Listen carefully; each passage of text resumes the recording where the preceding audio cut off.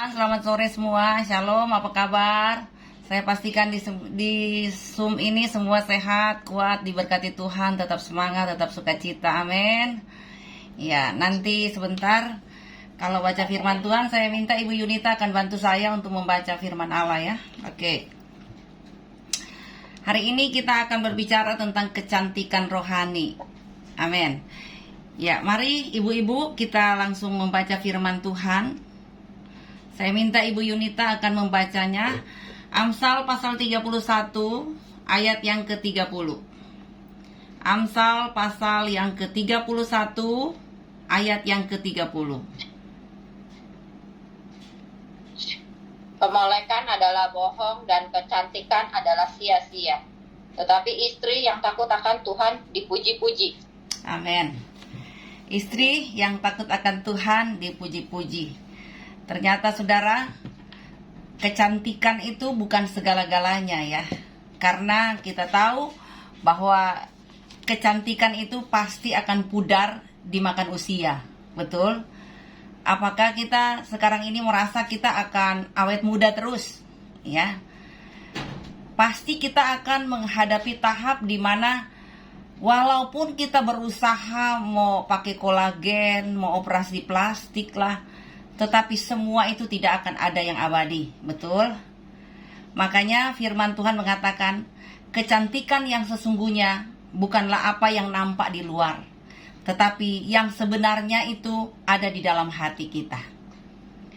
Kemolekan adalah bohong dan kecantikan adalah sia-sia. Tapi istri yang takut akan Tuhan pasti akan dipuji-puji. Kita melihat bahwa kecantikan sejati itu adalah istri yang takut akan Tuhan, yang mengasihi seisi rumahnya dan tetap setia mengerjakan apa yang Tuhan percayakan kepadanya.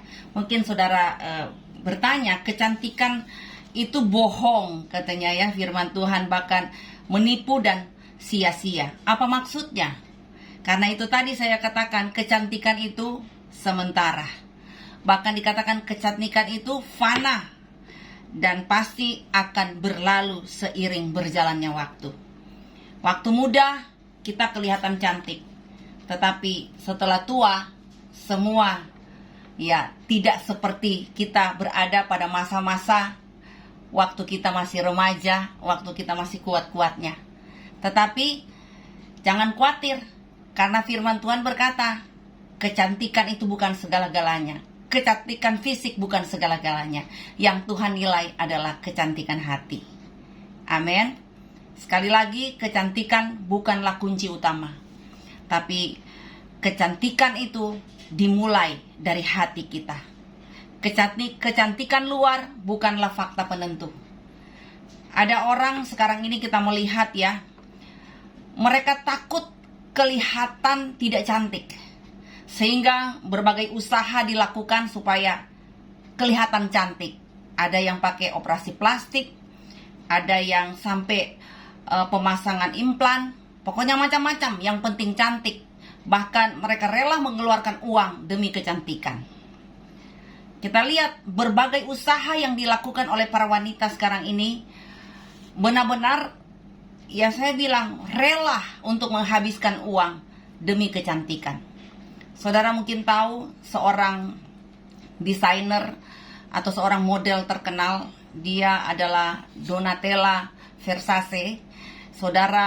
Saudaranya yaitu Gianni Versace, di mana dia itu benar-benar mengutamakan kecantikan sampai berulang kali operasi. Tapi kita melihat hasilnya malah nampak buruk.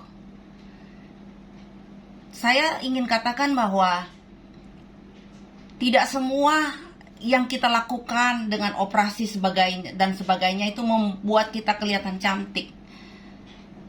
Tetapi kita melihat banyak yang sudah operasi malah kelihatan buruk loh. Ya. Karena tidak mensyukuri apa yang Tuhan percayakan. Kalau hari ini kita bersyukur dengan kondisi tubuh kita, saya katakan itulah yang membuat kita berharga. Itulah yang membuat kita cantik. Saudara yang dikasih oleh Tuhan, bersyukur dengan kondisi tubuhmu. Walaupun memang agak pendek gitu ya. Tetapi saudara, ketika kita merasa bahwa wah, aku berharga di mata Tuhan, kita merasa bahwa aku ini loh umat ciptaan Tuhan, walaupun mungkin kita merasa ada kekurangan secara fisik, tetapi ucapan syukur itu yang membuat pemberhargaan terhadap diri kita itu luar biasa. Karena apa? Kita hidup karena kasih karunia Tuhan. Kita boleh ada sekarang ini karena kasih karunia Tuhan. Karena Tuhan tidak pernah tertarik dengan penampilan luar. Tuhan tidak pernah berfokus pada penampilan luar, tapi Tuhan selalu berfokus kepada penampilan dalam. Jadi faktor utama yang jadi perhatian untuk kita semua hari ini adalah kondisi rohani. Kita perlu tampil baik, cantik, menarik, indah. Tetapi saudara, yang paling penting adalah di dalam ini harus dibereskan dulu. Kalau engkau hidup dalam kepahitan, kekecewaan, pasti mukamu gak akan berseri-seri, gak akan kelihatan cantik. Walaupun Anda sudah operasi plastik, saudara, sudah rubah ini wajah, tapi kalau tidak merubah sikap, tidak merubah hatimu, hidup dalam kekecewaan, hidup dalam protes, selalu dalam protes kritik, tidak bisa menerima keberadaan hidup, maka Anda tidak akan pernah kelihatan cantik. Ya, ibu-ibu yang dikasih oleh Tuhan, jangan pernah rendah diri karena penampilan luar, tapi mari percaya diri dengan apa yang Tuhan berikan kepada saudara-saudara. Ya, karena yang jauh lebih penting dalam kehidupan ini adalah bagaimana kita ini menerima keberadaan kita, bagaimana kita bisa berfungsi dengan baik sebagai wanita atau sebagai istri-istri yang dikaruniakan Tuhan untuk mengurus keluarga. Jangan pernah takut saudara ya, kalau kita tampil menjadi istri yang benar-benar berfungsi dengan baik, maka kita akan melihat seisi keluarga kita akan memuji kita. Suami-suami kita akan memuji kita, karena ada sesuatu yang berbeda di dalam diri kita.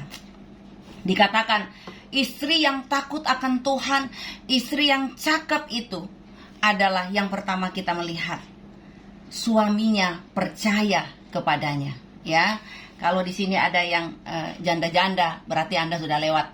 Haleluya. Ya, tetapi betapa berbahagianya kita ketika kita mendapati kita ini dapat dipercaya. Untuk mempercayakan segala sesuatu, orang mempercayakan segala isi harta kepada kita, bahkan orang mempercayakan keuangan kepada kita. Tentunya saudara, hidupnya itu dapat dipercaya. Saya bilang, sedangkan mafia aja, penjahat, gak mau memilih bendahara yang tidak jujur. Ya betul? Jadi kita perlu tahu bahwa kalau suami bisa percaya dengan kita dalam mengurus, mengatur keuangan dan mengatur semuanya, itu tandanya berarti Anda adalah istri yang spesial. Saya pernah mendapati loh, suami lebih percaya asisten rumah tangga daripada istrinya.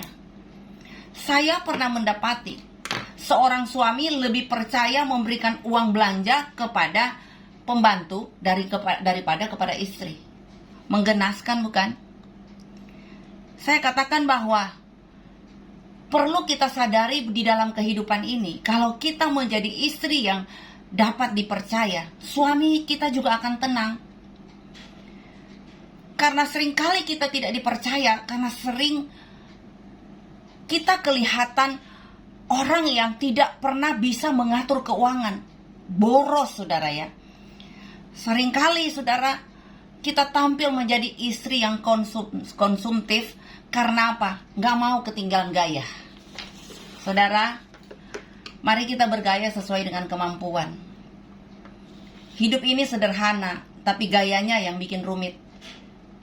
Kata ilmu fisika begini, tekanan berbanding lurus dengan gaya. Artinya begini, banyak gaya, banyak tekanan. Ketika banyak gaya, maka akan banyak juga tekanan-tekanan yang kita alami. Kalau saudara hanya berfokus kepada gaya, saya pastikan engkau akan hidup dalam kekacauan. Orang kalau hidup dengan banyak gaya, maka potensi untuk mendapatkan tekanan itu sangat besar. Karena apa? Setiap hari yang dia pikirkan adalah bagaimana dia bergaya di depan umum untuk supaya kelihatan kaya, padahal kereh, ya. Berlagak keren, padahal kerenya amit-amit. Hari ini saudara, biarlah hidupmu dapat dipercaya. Jangan pernah engkau memboroskan uangmu hanya karena gaya. Karena kita melihat karena gaya hidup yang kita yang tentukan standar. Aku mau dihormati orang, aku mau dipuji-puji orang.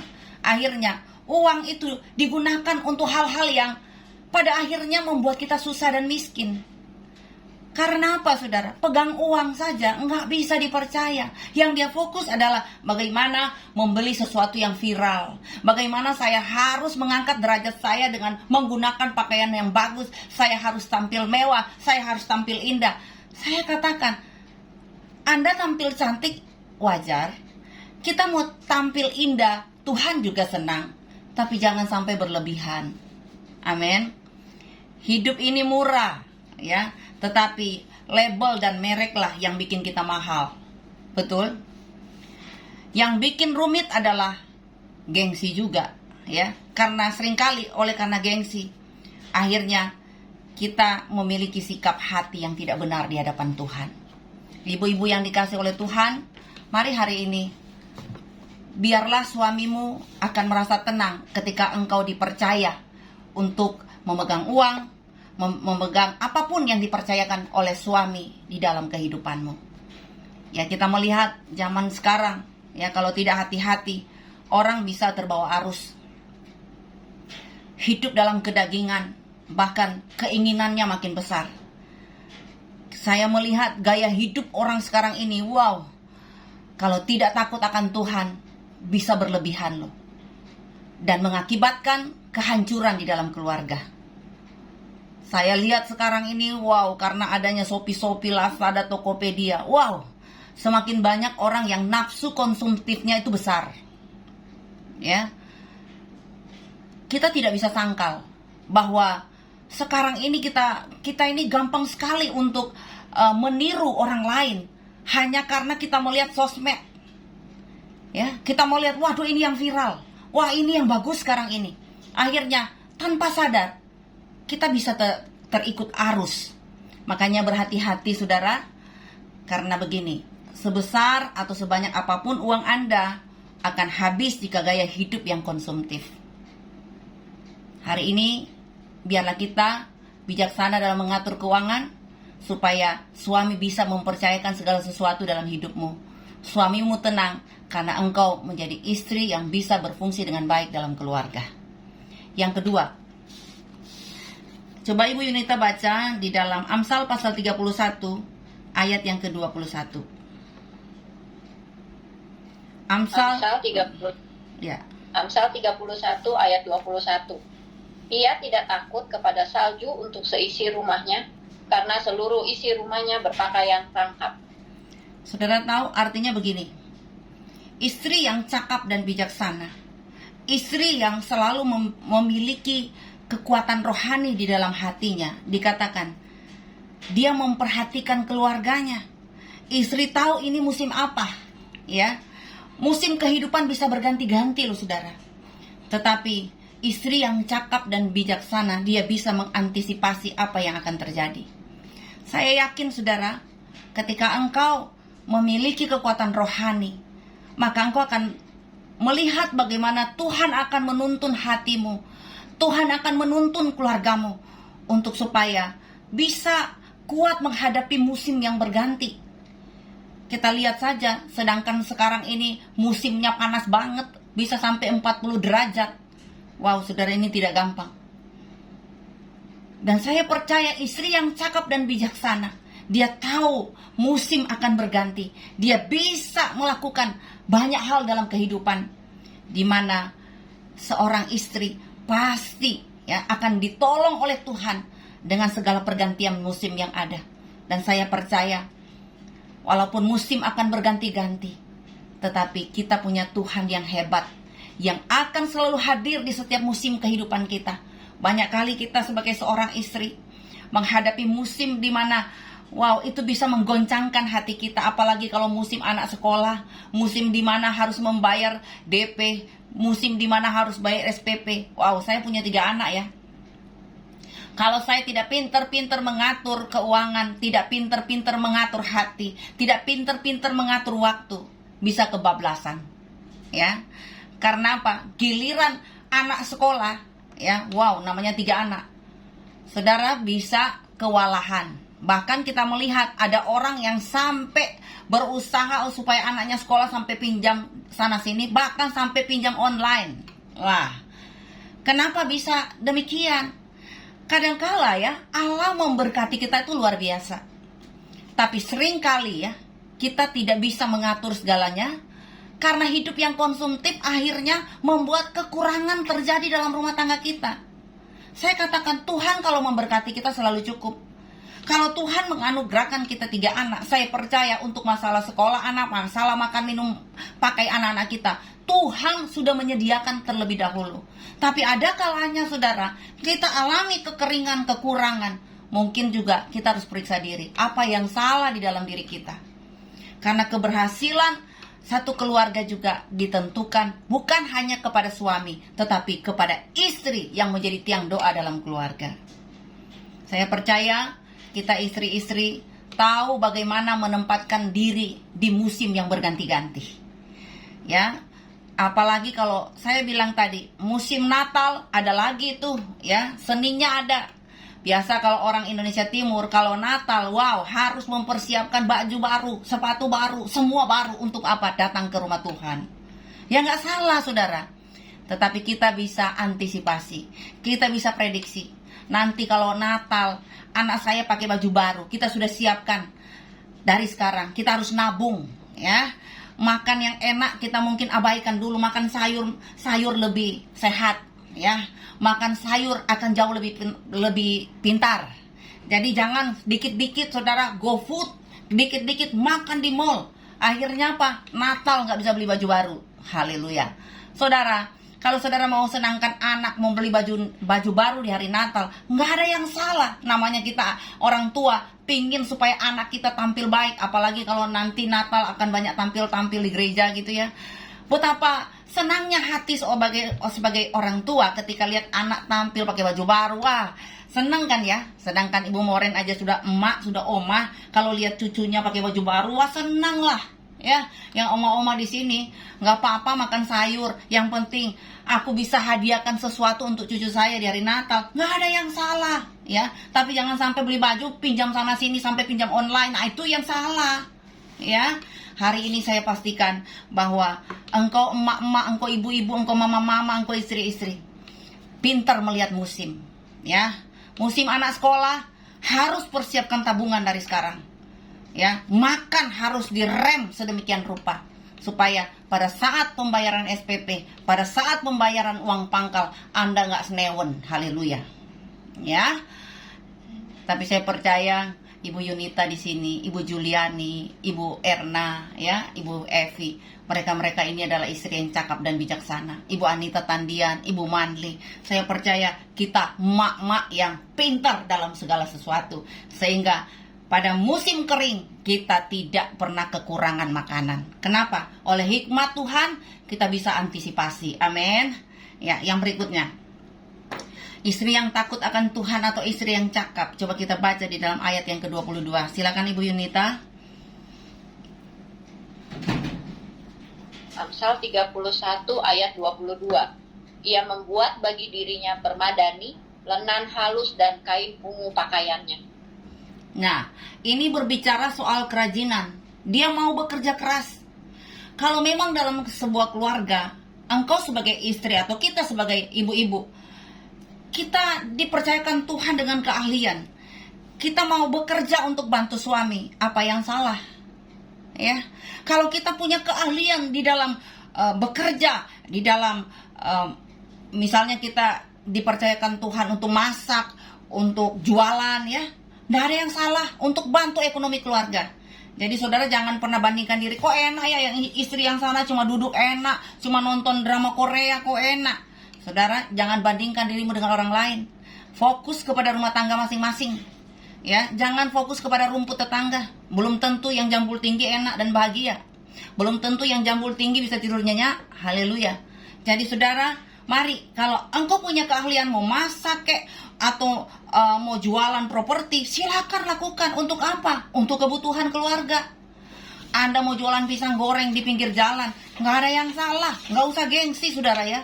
Karena saya percaya ketika engkau bekerja dengan sungguh-sungguh, berkat Tuhan diperintahkan untuk dicurahkan di dalam kehidupan kita. Betul?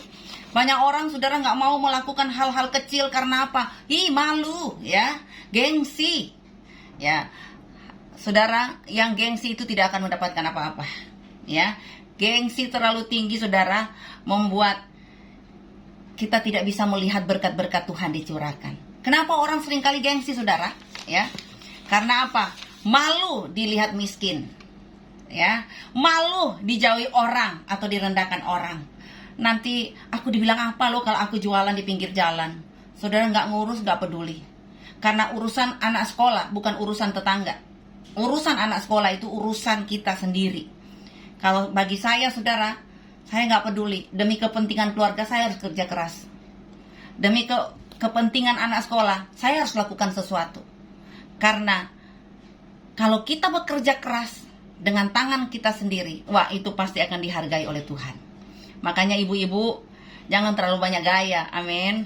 Ya, membeli barang atas dasar gengsi, ya saya bilang itu bisa membahayakan kehidupan kita.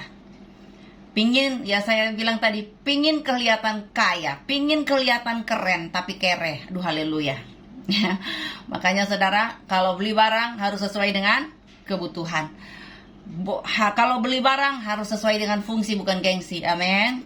Ya, supaya engkau akan melihat hidup keluargamu enggak minta-minta, tapi hidup keluargamu makin hari makin diberkati oleh Tuhan. Ya, jangan saudara. Ya, ada juga orang yang mau kelihatan keren. Untuk apa saudara? Besarkan nama. Ya, ingin dibanggakan. Wow, mau pakai keren dari atas sampai bawah supaya wow kelihatan bos, kelihatan direktur. Haleluya. Saudara, jangan bangga Anda dipanggil atasan ya, karena atasan di pasar Atom itu 3 pieces hanya 100.000.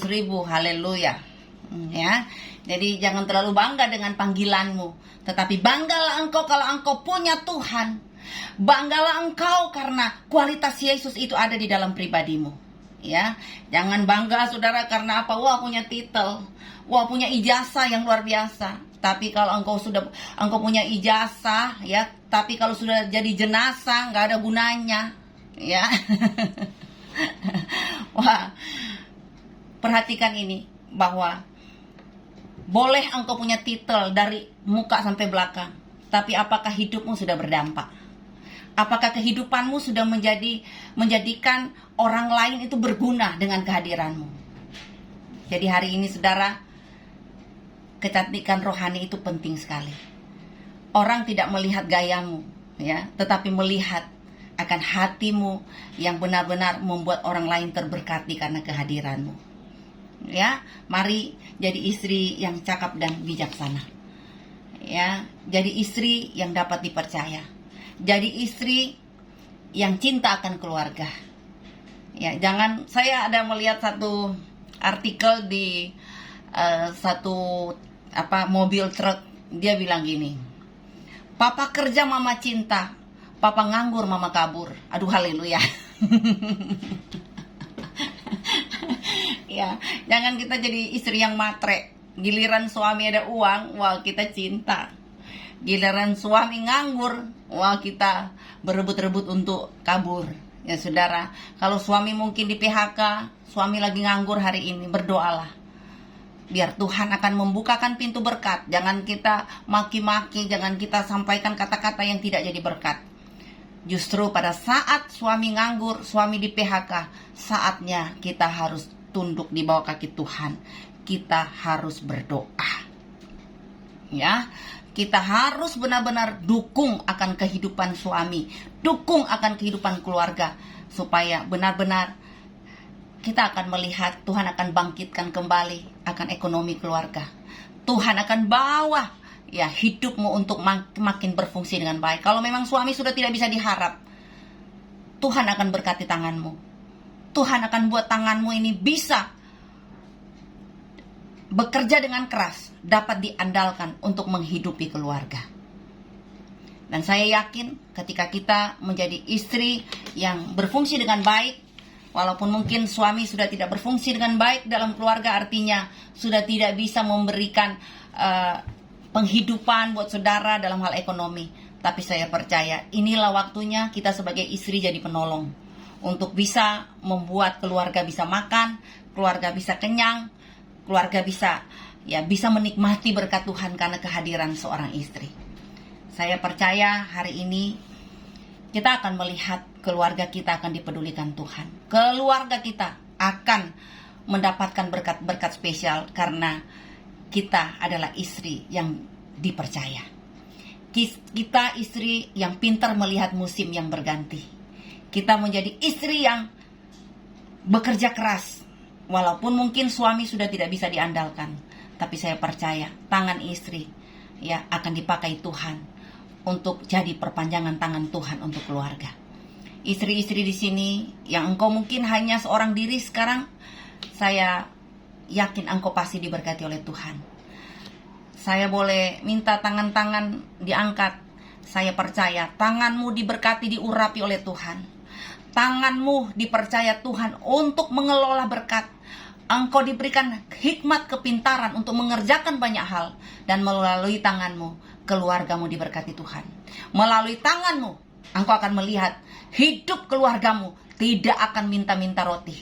Tetapi tanganmu yang rajin bekerja, yang bekerja keras, akan memperoleh berkat-berkat spesial dari Tuhan.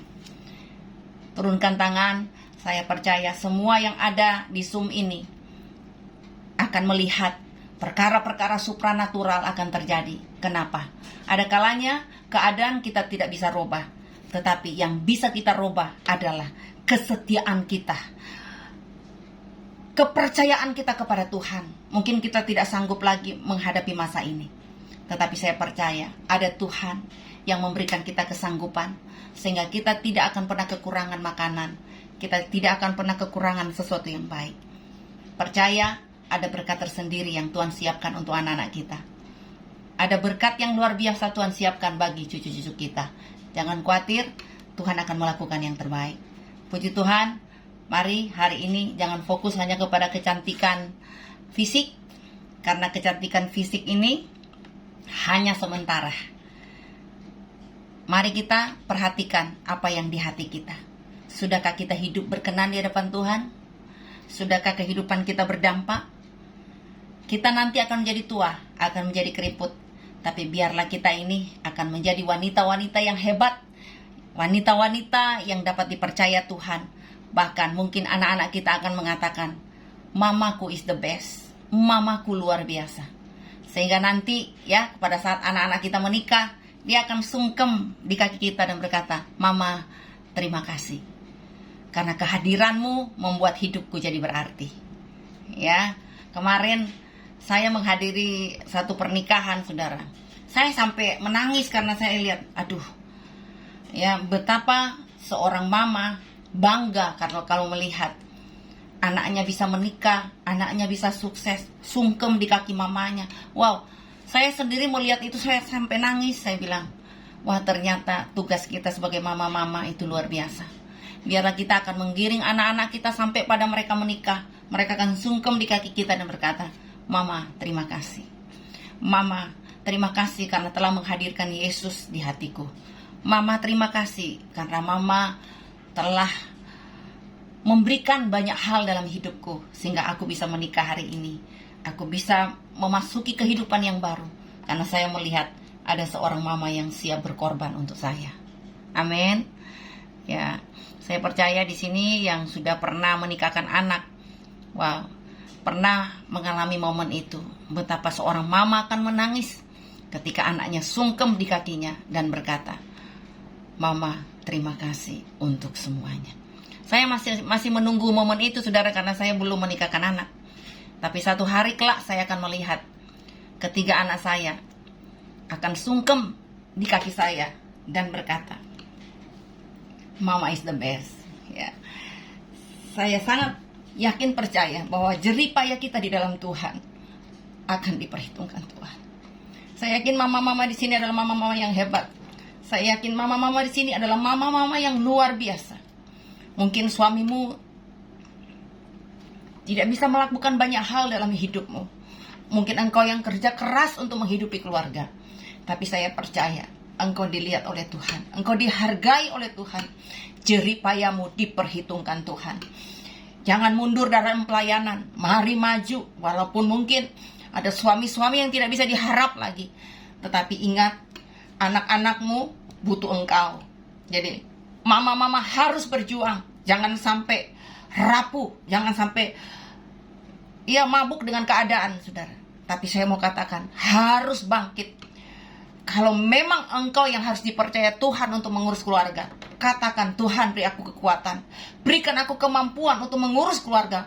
Walaupun kadang-kala kita merasa sendiri. Tapi ingat, Yesus sobat kita yang paling setia. Saya percaya engkau akan diberikan kekuatan untuk menghidupi anak-anakmu. Walau engkau seorang diri. Walau suamimu tidak bisa buat apa-apa. Tapi saya percaya, bersama dengan Tuhan, kita semua ibu-ibu bisa menanggung semuanya. Bersama dengan Tuhan, kita akan melihat perkara-perkara besar Tuhan akan kerjakan. Kita satu dalam doa. Haleluya Tuhan. Bapa, kalau ada di antara kami yang sering merasa seorang diri, sering merasa, kenapa hanya aku yang berkorban? Kenapa hanya aku yang bekerja keras di dalam rumah tangga ini? Ibu-ibu tidak perlu mengasihani diri.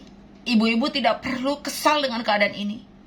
Berarti ibu-ibulah yang dipercaya Tuhan untuk mengurus keluarga. Walaupun dengan susah payah engkau harus melakukannya. Tapi ingat, bersama dengan Yesus kita akan lakukan perkara-perkara yang luar biasa. Kepada engkau ibu-ibu yang dikecewakan, saat ini engkau letakkan tangan di dadamu dan katakan, Tuhan, mampukan aku menghadapi keadaan ini. Tuhan, bawa aku untuk bisa mengampuni kesalahan orang lain. Jangan aku kecewa. Jangan aku hancur karena keadaan ini. Tapi aku mau bangkit dan hidup melayani Tuhan. Terima kasih Bapa. Berkati anak-anak kami, berkati cucu-cucu kami Tuhan. Supaya mereka punya kehidupan yang bahagia. Supaya mereka berhasil dalam pendidikan. Bahkan Tuhan memberikan jodoh yang terbaik untuk anak-anak kami yang belum mendapatkan jodoh. Terima kasih Tuhan. Ini doa kami kepadamu. Segala hormat, pujian, kemuliaan hanya bagi nama Tuhan. Terpuji nama Tuhan Yesus Kristus. Dan sebentar kami akan memberikan yang terbaik buat Tuhan dengan persembahan kami. Kiranya persembahan kami ini akan memperlancar akan pekerjaan Tuhan melalui Zoom Women of Dorea. Kami yakin setiap persembahan kami berguna untuk pelayanan pekerjaan Tuhan. Dan kami yakin usaha pekerjaan kami diberkati Tuhan. Kami yakin Bapa, apa yang menjadi usaha kami Tuhan perlancar. Tuhan buka jalan. Dan mereka yang sedang cari pekerjaan, Tuhan berikan pekerjaan yang terbaik. Terima kasih Tuhan, kami akan memberikan yang terbaik buat Tuhan dalam nama Yesus. Haleluya, amin. Ya, selanjutnya saya serahkan kepada Ibu Fani.